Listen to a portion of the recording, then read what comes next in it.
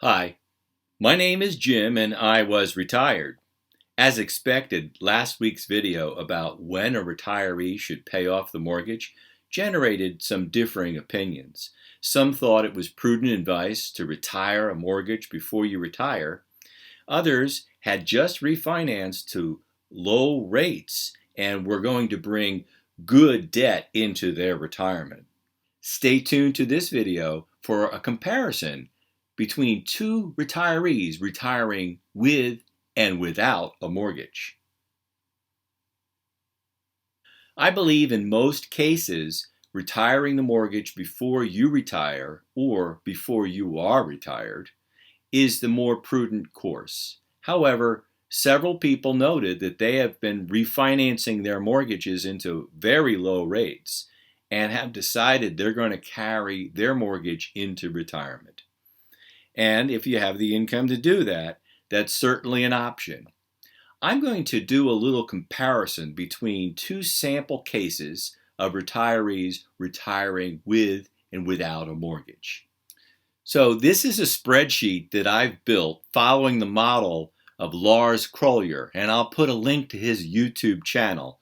He actually took several years ago, took you through a series of videos on how to produce your own retirement planning spreadsheet. And I found that exercise taught you a lot about the math. Now, his full video series includes generating a Monte Carlo engine in the spreadsheet. This is a rather simple version of the spreadsheet, and I'm using this to illustrate my point. So let's imagine two retirees. Max, the max saver for retirement, is 48, and he has about $400,000 saved up for retirement. He plans to retire at 67, and I'm going to assume the same financial assumptions in both of these scenarios.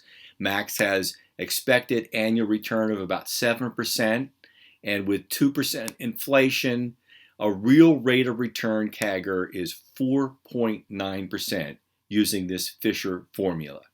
Now, in past use of this simple scenario, I've had an adjusted average return below that tried to work in the standard deviation. And I'm using a much simpler formula this time. It is simply the return, the real rate of return, times 1 minus the standard deviation. And that gives you an approximation of something that's a risk-adjusted CAGR. And I'm using that 4.2% in the projections below. Now, Max is using index funds, and so he expects his investment fee rate to be about 0.25%, and I've allowed that here. He has a $100,000 salary that's going to go up with inflation, and right now he's projecting that his retirement savings will be about $66,000 from the portfolio after adjusting for a pension and Social Security as well. And if you go through this spreadsheet, it adds everything up of what the contributions will be. And I'm assuming here that Max is a max saver. He is going to contribute his maximum allowable contributions to the 401k. For this year, that's $19,500. And I'm just going to carry that down through his working years because I don't know what Congress will do in future years to the contribution. I am going to add the catch-up contribution of $6,500 starting at age 50. And so by the time he is 67, he's going to have saved $1,645,000, $655. And he expects that initial withdrawal of about 4%, $66,000, and that will go up down here as the expenses start to come out of this column. That'll go up with inflation. And it goes on all the way to 92. Let's assume that's life expectancy. So now let's compare Max to another retiree. Minnie has a mortgage, and I'm going to assume that her scenario is very much like Max. She's also 48, has $400,000 saved up, plans to retire at 67, and I'm using the same financial estimates, a risk-adjusted CAGR of 4.2%, the same as Max, and the same expense ratio, the same salary.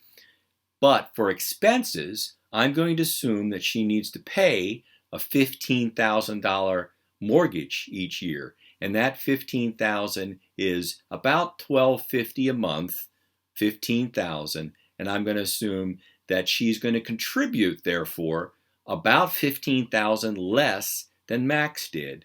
And so I'm going to show you three scenarios here. And by the way, the mortgage here, I work it out with this rate formula over here. It's approximating a 30-year mortgage on a $300,000 house with a 2.9% mortgage. So it's a very reasonable estimate here. Now, I'm assuming that she's going to contribute less, and so I took that 19.5 and just subtracted $15,000 for it. And let's say she's only going to contribute $4,500. I'll give her the catch-up contribution starting at $50,000 though, and we'll adjust the expenses up from $66,000 to $81,000. Now, a couple things to note. She will only have $1.2 million compared to Max's, and her initial withdrawal rate is going to be much higher than 4% at 6.65%. And she will run out of money here at age 84. Now, okay, so I'm assuming that she can't contribute to retirement and carry a mortgage.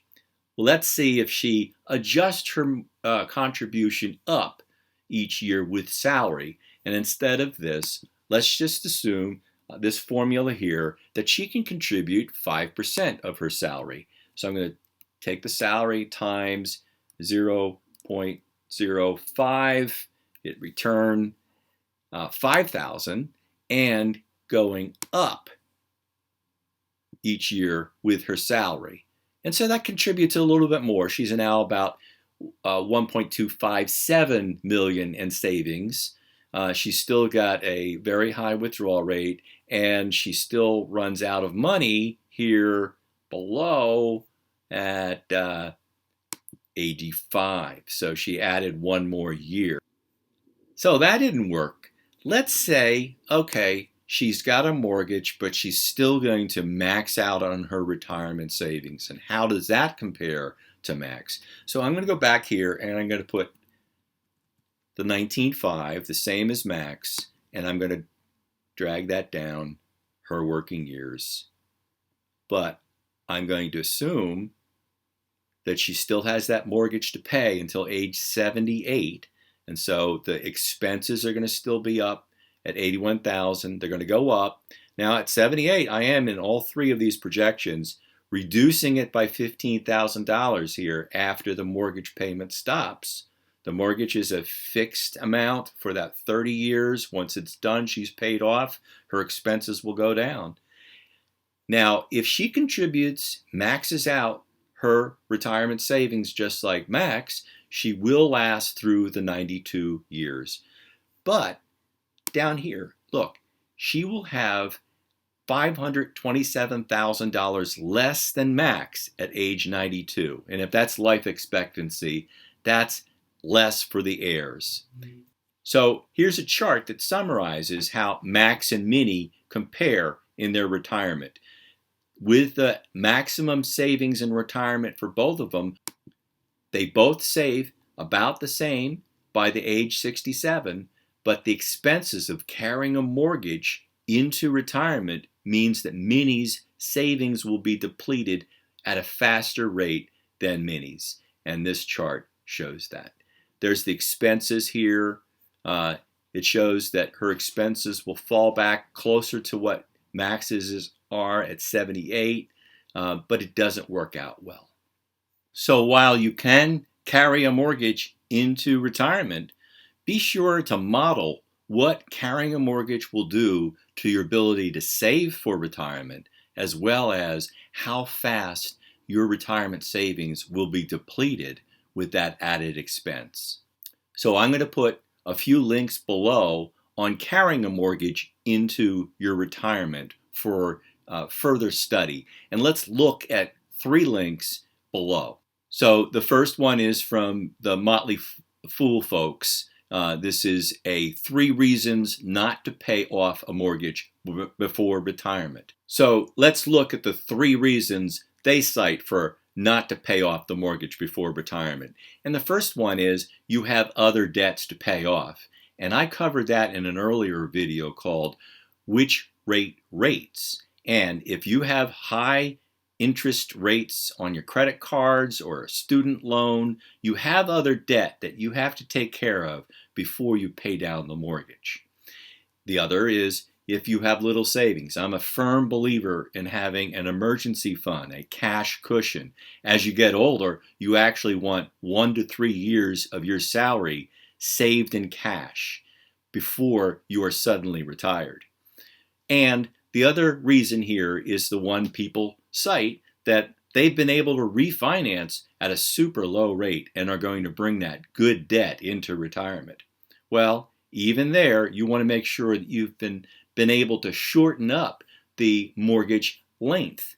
And this one actually suggests that you don't need to go with a 30 or a 15. You can adjust with many lenders the length of your mortgage. So this article suggests that you want to refinance, but maybe adjust the length of the mortgage so it coincides with your retirement. So the second site that I've suggested below is actually Rocket Mortgage. And they have an article, Should You Pay Off Your Mortgage? And a mortgage company actually has some advice on whether you should pay off the mortgage or not.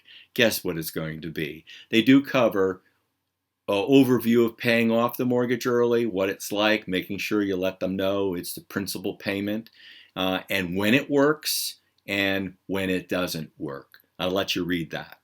And the final link that I'll share with you is from Principal.com, the insurance and investing folks. And this is a surprisingly balanced view of should you pay off the mortgage. And sometimes they suggest not. And again, this one covered that good debt versus bad debt and notes that a mortgage is good debt. You are building up capital when you pay off your house. It covers cases for when not to pay off the mortgage.